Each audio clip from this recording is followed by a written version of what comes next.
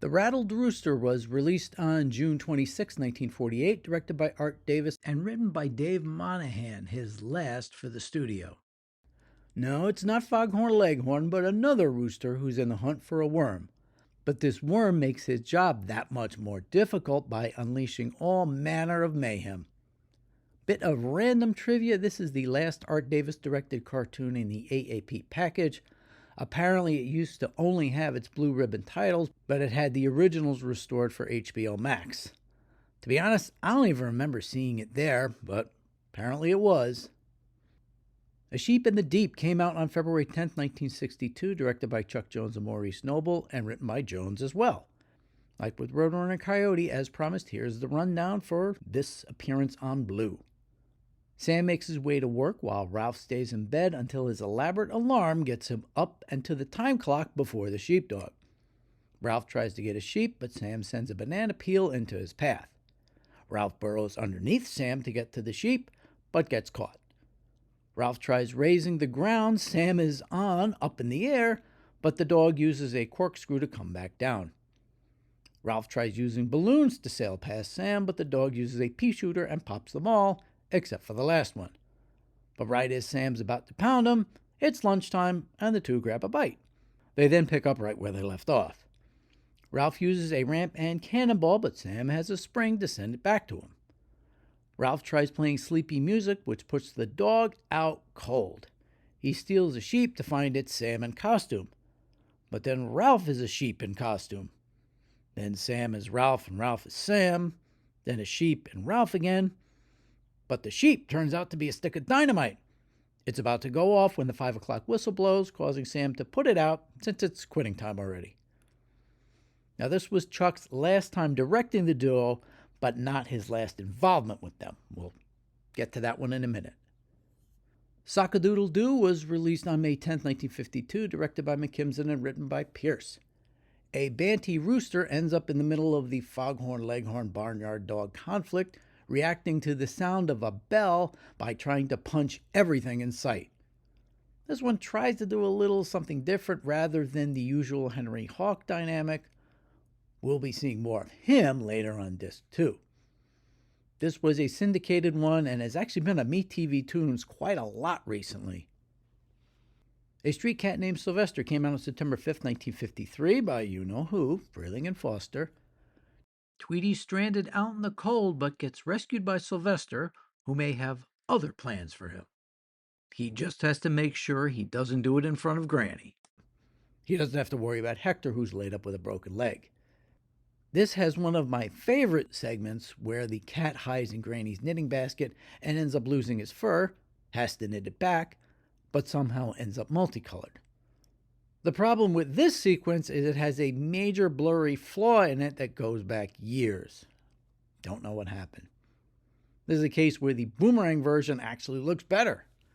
Frankly, this is basically a non-Christmas version of Gift Wrapped. This one was definitely on the networks. To Each His Own was released on June 28, 1958, directed by Chuck Jones and written by Michael Maltese. This one-shot features the world's strongest flea, the mighty Angelo. He escapes from the circus and heads out to live in a country dog. When he's threatened by a bully bulldog, Angelo springs into action. Literally. This is one of Chuck's more memorable one-shots, with Angelo making a big impression on audiences. It was also the last Warner Brothers cartoon to feature music by Carl W. Stalling, who'd been composing for the studio since 1936.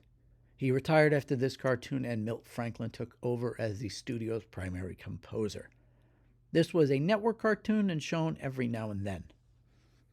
A Waggily Tale came out 2 months earlier, April 26, 1958, by Freeling and Foster.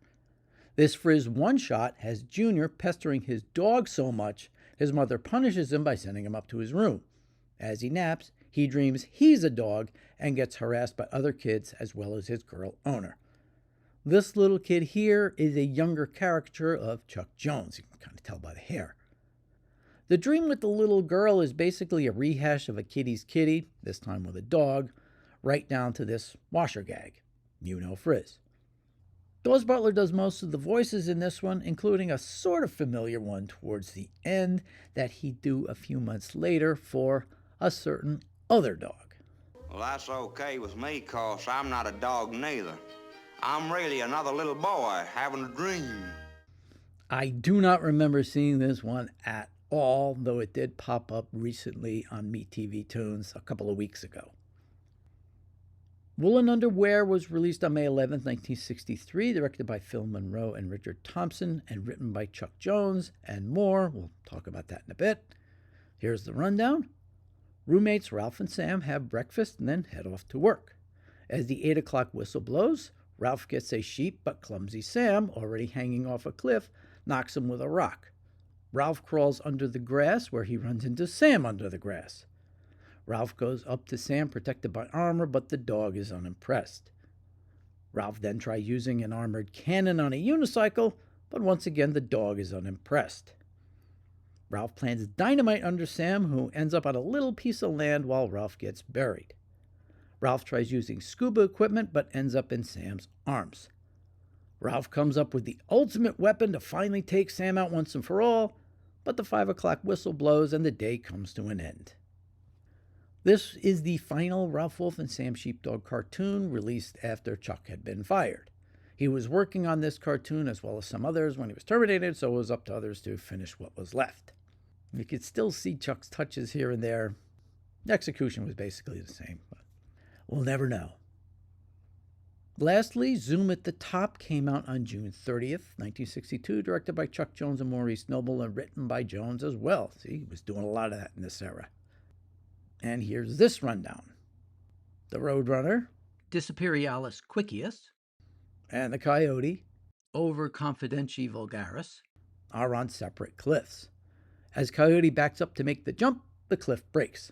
It lodges in another cliff, which also breaks and squashes him into a little accordion. The two are having their chase when they find themselves upside down in a rock formation. They're fine until the Coyote realizes he's upside down and falls. You know, gravity. Coyote sets up a giant bear trap and lures the Roadrunner with bird seed. He comes up, eats it, and leaves. Coyote realizes the trap needs some oil, and it closes on him, giving him his only line of dialogue. Ouch. Coyote tries using a rocket, but it burns through the pole. Tries using an instant ice maker and gets frozen instead.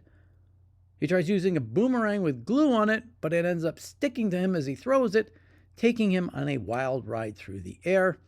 He ends up with the boomerang stuck somewhere else and waddles away. A bit anticlimactic, wouldn't you say? Now, I think the bit with them upside down was used on the Electric Company. I'll do the director and character rundown next time so we have a complete picture. Two quick notes for those interested. Warner Archives is releasing a DVD and Blu-ray for Looney Tunes cartoons, the HBO Max series from 2020 or so. These got notice at the time for Elmer not having a gun for the first season, but they fixed it for the second.